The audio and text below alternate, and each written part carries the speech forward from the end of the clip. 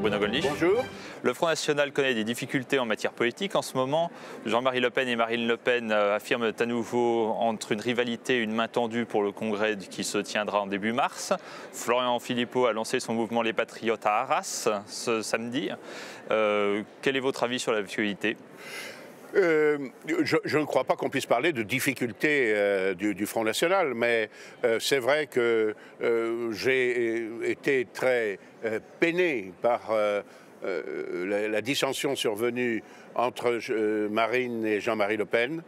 Je n'ai pas changé d'opinion, je suis en faveur d'une réconciliation pleine et entière.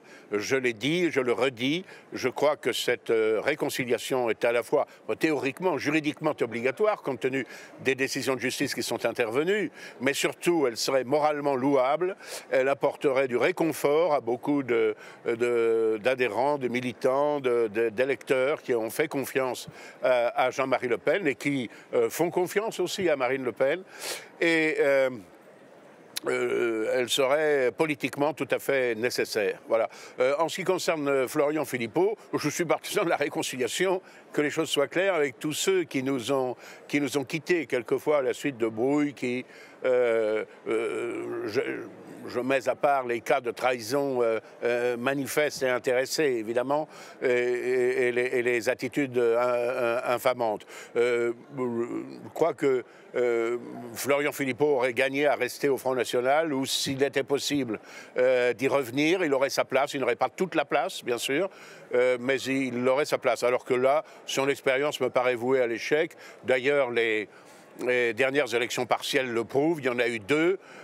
Une dans le territoire de Belfort, en Franche-Comté, quand Mme Montel se présentait à l'élection partielle, par exemple, qui a suivi la nomination de M. Moscovici à la Commission européenne, elle faisait sous les couleurs du Front National 48%.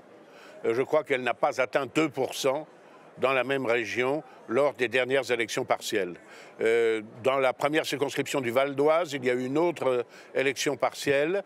La même personne qui était en 2017 candidate sous les couleurs du Front National, faisait 15%, et en 2018, sous les couleurs de Florian Philippot, des Patriotes, que sais-je, elle a fait à peine plus de 1%. Mais les candidats du Front National aussi ont beaucoup baissé dans ces élections. Les candidats du Front National n'ont pas fait de bons scores, mais ces scores sont 4, 5, 6 fois supérieurs à ceux que je viens d'énoncer. Et c'est vrai que les partiels n'ont jamais été pour nous une très bonne élection. Je pense que nous allons rebondir à l'occasion des prochaines élections européennes qui sont véritablement cruciales parce que là, il y a un vrai choix de société. Est-ce que l'on veut d'une construction euro-mondialiste, d'un super-État eurocratique qui ouvre complètement les frontières à tous les flux de personnes, de capitaux, de marchandises, ou bien une Europe des coopérations entre nations libres, comme nous le proposons, ou bien plus aucune relation institutionnelle avec nos voisins et nos partenaires européens, comme paraît le proposer Florian Philippot. Actualité judiciaire, maintenant, cette semaine, les aveux de Nordal Lelandais qui a avoué avoir tué la petite Maëlys et ceux du couple Fourniret qui a reconnu 2 autres victimes. Vous êtes un partisan de la peine de mort, on le sait. Est-ce que vous avez un message à faire passer ? Non, je ne suis pas systématiquement partisan de la peine de mort. Je dois dire que je suis partisan du respect de la vie, d'abord surtout pour les innocents, notamment les enfants à naître, mais même quelquefois pour les coupables. Mais j'avoue que là, quand même, quand on est en présence d'assassinats aussi odieux, et semble-t-il, dans le cas de Nordal Lelandais, mais certainement dans le cas des époux Fourniret, de multirécidivistes, ils ont avoué 7 assassinats, ils avaient avoué 7 assassinats effroyables de jeunes filles. C'était l'épouse de Fourniret qui, faisant semblant d'être enceinte, les attirait, je ne sais pas après quel sévice, après quelle torture, elles ont succombé. On vient d'apprendre qu'il y en a 2 autres. le fait que c'est vrai que Fourniret finisse ses jours, serait-ce dans une prison, mais au chaud, nourri, logé, blanchi, je trouve que ça n'est pas très satisfaisant. C'est le moins qu'on puisse dire pour un minimum d'expiation des crimes abominables qu'il a commis. Quant à Nordal Lelandais, même chose, je dirais. Il y a quelque chose qui me choque également à cette occasion-là. C'est pas du tout le fait qu'il soit défendu par un avocat que je connais, qui n'est pas de mes amis, c'est peu dire, mais Maître Jakubowicz, car même un monstre a le droit d'être défendu. C'est le fait que son avocat, le 16 janvier dernier, ait pris à partie la gendarmerie, le parquet, et réclamé à corps et à cri la libération de son client qu'il déclarait être absolument innocent. Bon, et puis maintenant, le même se targuerait presque d'avoir fait éclater la vérité. Je trouve un petit peu quand même de réserve, un petit peu de modestie, un petit peu de pudeur, Maître Jakubowicz. Les questions d'identité également se font valoir dans le monde. Nadine Morano, le 12 février dernier, a persisté sur la France, pays de race blanche, citant le général de Gaulle dont elle a produit un ouvrage à la télévision. Ça va faire plaisir à M. Philippot, qui s'affirme gaulliste et qui chaque année va sur la tombe du général. De même, la ministre israélienne de la Justice, Ayelet Shaked, a déclaré à la Knesset vouloir maintenir une majorité juive dans le pays, même au prix des violations des droits de l'homme. De plus, F de Souche a transcrit sur la grille musulmane le baromètre des prénoms 2016 de l'INSEE pour démontrer une hausse des prénoms musulmans en France. Les questions d'identité nous interpellent, Bruno Gollnisch. Quelle est votre analyse? Oui, je pense que les questions d'identité sont absolument fondamentales. Je crois que nous vivons, c'est même un prélat, me semble-t-il, un évêque de France qui l'a dit, nous vivons une période d'incertitude culturelle qui est une des grandes incertitudes. Il n'y a pas que l'incertitude sur l'économie, sur le devenir, sur les revenus. Dans notre pays, il y a une grande incertitude sur l'identité française. Alors, les propos de Gaulle qui soient tirés des mémoires d'espoir ou de la fameuse citation de Perfit, ce sont des propos d'évidence. D'ailleurs, de Gaulle disait qu'il était bien qu'il y ait en France des personnes, et parmi nos compatriotes, des personnes de races différentes, mais que malgré tout, le peuple français était principalement pas seulement de race blanche, il ne le qualifiait pas de façon exclusivement raciale, mais très justement, il disait de culture gréco-latine et de spiritualité chrétienne. Ce qui vaut même s'il y a des athées, des bouddhistes, des musulmans. C'est bien évidemment une caractéristique majeure. Dans toutes les populations, vous avez une caractéristique majeure. Voilà, le peuple japonais, il a ses propres caractéristiques physiques, culturelles, religieuses, philosophiques, etc. Et dire cela, ce n'est pas blasphémer. Et le réclamer pour les peuples européens, aujourd'hui, c'est tout à fait naturel. Je le dis d'autant plus facilement que même dans ma propre famille, mon épouse est originaire d'Extrême-Orient. Encore une fois, cela n'est pas du tout une gêne. Et il est stupide que l'on ait à ce point diabolisé la pauvre Nadine Morano, y compris, elle a bien fait, y compris dans son propre camp. C'est surtout de son propre camp que sont venues les attaques. Oui, je lui avais dit, tiens bon Nadine, oui. Je ne sais pas si elle m'en sera gré, ça c'est une autre affaire. Mais en tout état de cause, en ce qui concerne la ministre de la Justice d'Israël, je remarque quand même que cet État est très attaché à la défense de son identité. Je serais tenté de poser la question, mais pourquoi alors en vouloir tellement à ceux qui, comme moi, défendent l'identité de leur propre pays? Mais là n'est pas le sujet. cette attitude, car il s'agit pour eux de maintenir le caractère juif de l'État d'Israël. Sinon, si on laisse faire les évolutions démographiques, eh bien, c'est sûr qu'ils risquent de se retrouver minoritaires. Bon, Madame Chaked a parlé d'une conquête terrifiante venue d'Afrique. Ce sont des mots que vous pourriez partager. Si on disait ça en France, mon Dieu, que n'entendrait-on pas, n'est-ce pas? Mais 2 poids, 2 mesures. C'est des choses que certains peuvent se permettre et apparemment d'autres non. Tous les peuples sont égaux, mais il y en a qui sont plus égaux que d'autres, apparemment. Alors, et puis, ce que vous évoquez aussi, les statistiques sur les prénoms d'enfants, c'est quand même, c'est vrai, problématique. En France, effectivement, on s'aperçoit qu'un prénom sur 5 donné à un enfant est un prénom musulman. Je respecte la liberté de croyance et la liberté des cultes. C'est 1 sur 3 en région parisienne. 1 sur 3 en région parisienne. Ce ne sont bien évidemment pas des Français d'origine qui se sont convertis à l'islam. C'est bien la preuve qu'il y a, n'en déplaise à nos adversaires politiques, n'en déplaise à Mme Revaud-Dallon, qui représentait le Parti socialiste dans un récent débat que j'ai eu sur la chaîne LCI, qui nie complètement l'importance du fait migratoire chez nous. Il y a un problème de substitution progressive d'une population à une autre. Vous parlez de grand remplacement ? Oui, vous employez le mot. Je ne suis pas choqué par les mots, je suis choqué par les réalités. Voilà. Et c'est vrai que l'implosion démographique de la population d'origine française et l'explosion des populations venues d'ailleurs, qui sont plus prolifiques, eh bien, et l'arrivée continuelle de ces masses migratoires, comme le reconnaissait, mais seulement en privé, François Hollande, qui disait évidemment le contraire en public, eh bien, ça, c'est à terme, c'est la disparition de la nation française telle que nous la connaissons, et non pas simplement le fait d'agréger, comme ça a toujours été le cas, très légitimement, des gens venus d'ailleurs, mais qui se sont agrégés à la communauté française. Et la question de la légitimité et de la morale est également sur le devant de la scène, avec l'affaire Ménel d'une part, où une jeune fille s'est vue obligée de quitter l'émission The Voice suite à des propos exhumés par les blocs identitaires, vos amis, et d'autre part, par la proposition de Marie-France Laureau et d'Emmanuel Ménard de faire reconnaître par la République française les crimes de la Vendée et de les déclarer nuls et non avenus dans la loi française.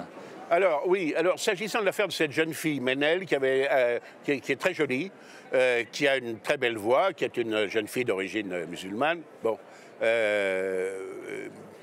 je vais être un peu en retrait par rapport à, c'est vrai, certaines personnes de ma famille politique. On est allé exhumer des tweets ou des photos dans lesquelles elle posait voilée, etc. Ou des propos qu'elle avait tenus, dont on dit que c'est complotiste. Bon, bah, écoutez, on a le droit d'être complotiste. Moi, je suis complotiste, par exemple.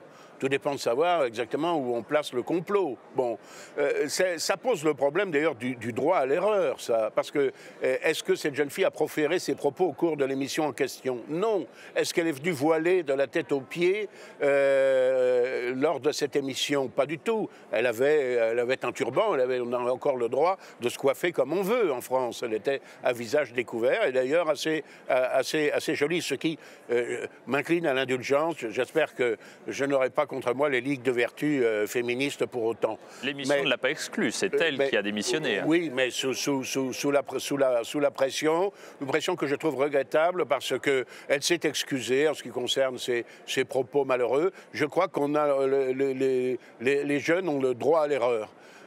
Personnellement, et c'est le caractère un peu terrifiant d'Internet et notamment de tous ces tweets, Facebook, etc. C'est que ça, c'est le casier judiciaire absolument indélébile qui va vous traîner toute votre vie. Un propos déplacé, une attitude incorrecte, une photo malvenue après boire, en quelque sorte. Et ça vous suit. Je pense que c'est assez préoccupant. Moi, je ne jette pas la pierre à cette jeune fille. En ce qui concerne autre problème de liberté d'expression, oui, je suis pour la liberté d'expression. tout le monde se dit pour la liberté d'expression, mais rares sont ceux qui sont pour la liberté d'expression des gens qui ne pensent pas comme eux. Moi, je suis pour la liberté d'expression des gens qui ne pensent pas comme moi. Hein, c'est beaucoup plus rare qu'on ne le croit. Alors, en ce qui concerne la loi sur la reconnaissance du génocide vendéen, qui est, comme M. Séchet l'a montré dans son livre, et aussi les travaux de Philippe de Villiers, de Patrick Buisson et de beaucoup d'autres, un véritable génocide, en effet. Car ce sont les Vendéens en tant que tels que la Convention révolutionnaire a voulu éradiquer complètement. Vous soutenez une loi mémorielle. Hommes, femmes, enfants. Je soutiens cette loi mémorielle, mais elle est très différente, précisément, de la loi Guessot. On a dit, à propos aussi des bienfaits de la colonisation, que ce n'est pas au législateur d'écrire l'histoire. C'est tout à fait absurde. Bien sûr, le législateur n'écrit pas l'histoire, mais il a le droit de choisir ce qu'il souhaite commémorer. Nous commémorons le 14 juillet, c'est bien un événement historique. Le 11 novembre, c'est un événement historique. Le 8 mai aussi. Bon, c'est pas ça qui me choque tellement. C'est le fait que telle ou telle vérité historique soit imposée sous des sanctions pénales. C'est ça qui est très grave. Or, dans la proposition de loi que vous citez de Mme Ménard, l'épouse du journaliste de talent et maire de Béziers, et qui est elle-même une députée de talent à l'Assemblée nationale, et de Mme Laureau, on demande la reconnaissance de ce génocide vendéen, mais on n'interdit pas d'en discuter sous les sanctions pénales. Et c'est la raison pour laquelle cette proposition de loi me paraît tout à fait recevable. Alors, est-ce qu'il faut une proposition de loi pour interdire à James Bond d'être James Bond, et est-ce qu'il faut maintenant imposer par la loi une femme pour jouer l'agent 007 ? Oui, je vois que James Bond, évidemment, séducteur, un peu machiste, enfin, qui est image de virilité du mâle blanc. Mâle blanc, comme disait la patronne d'Areva. Anne Lauvergeon.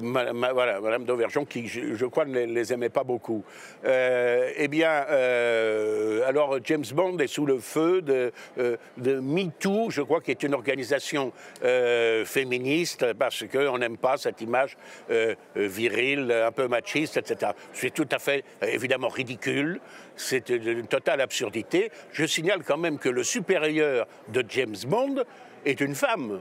Pour autant que, depuis quelque temps. Pour autant que je me souvienne. Mais les films sont moins bons aussi. Voilà, voilà, depuis quelque temps seulement. Bon, mais voilà. Bon, alors je crois que ça montre jusqu'où va l'absurdité de ce combat prétendu féministe.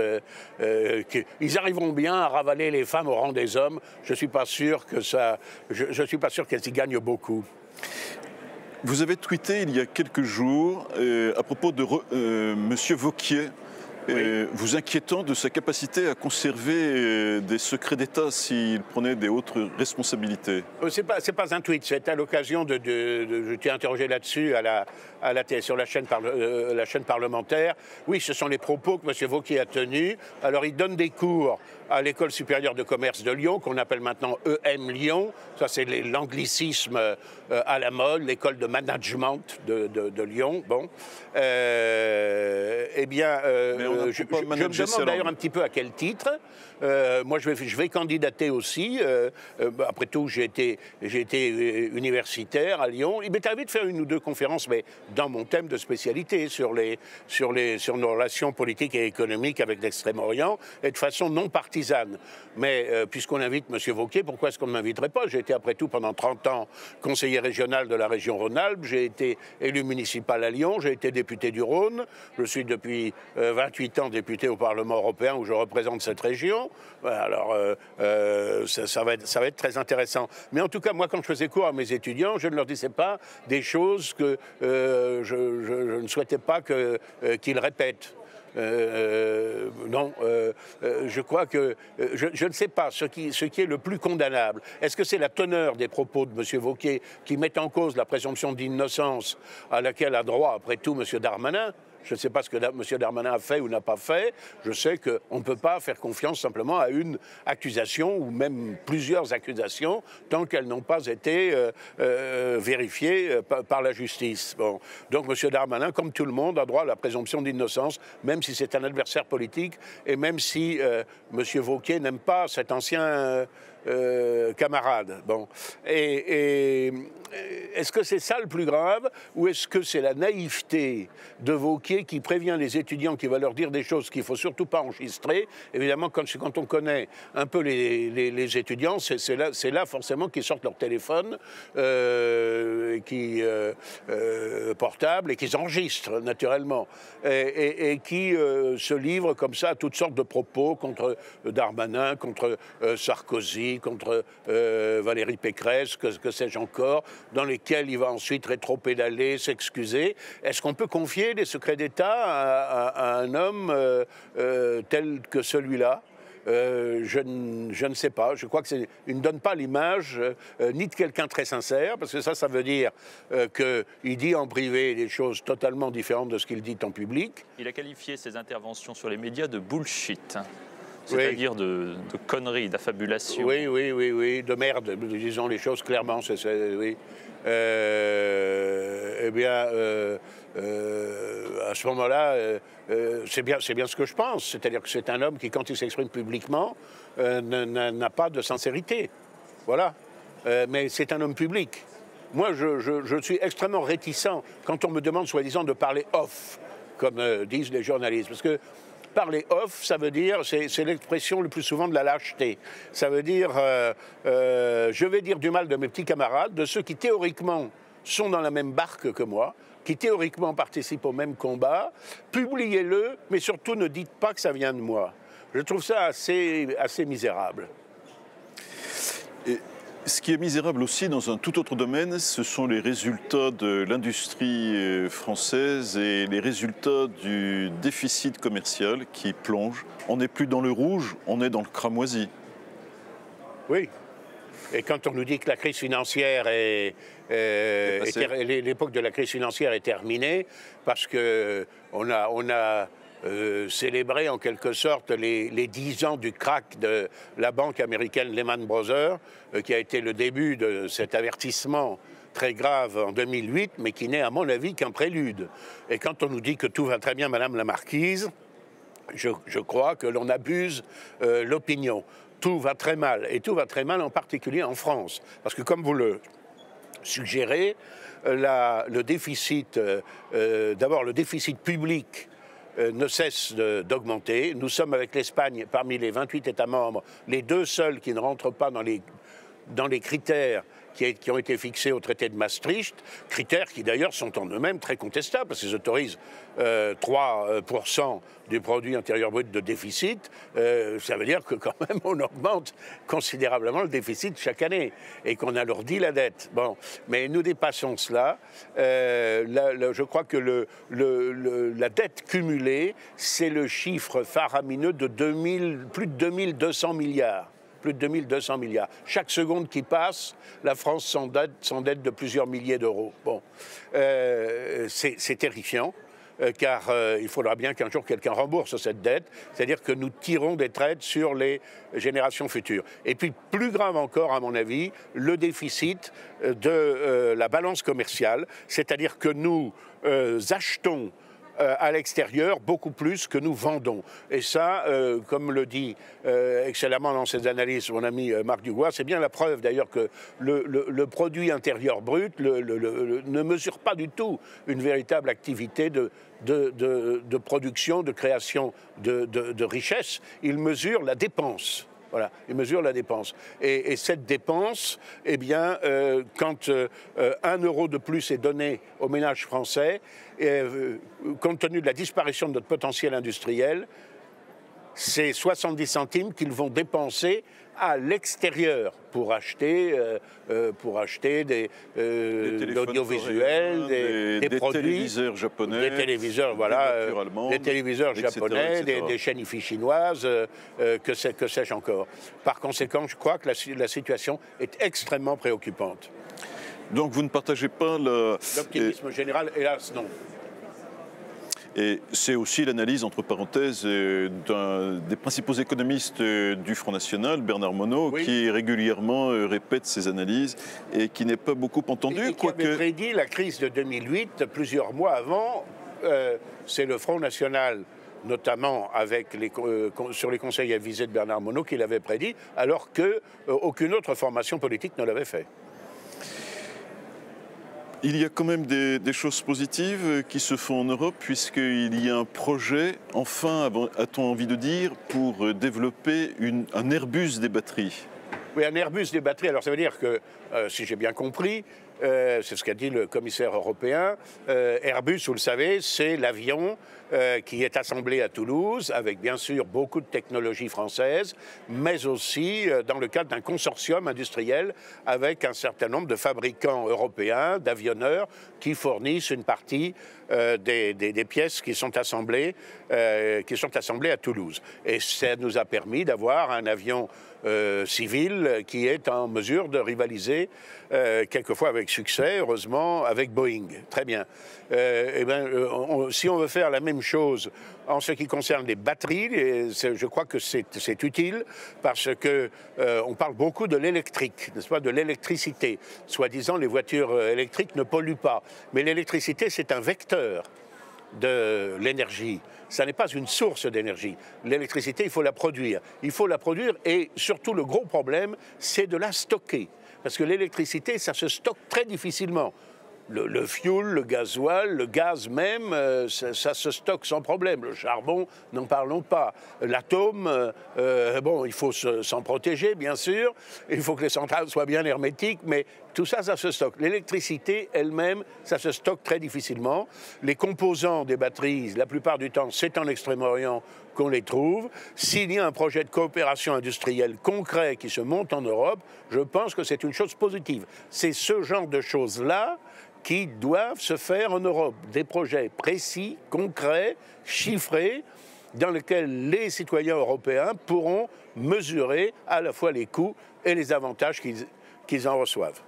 Benoît Goennech, merci. Merci à vous.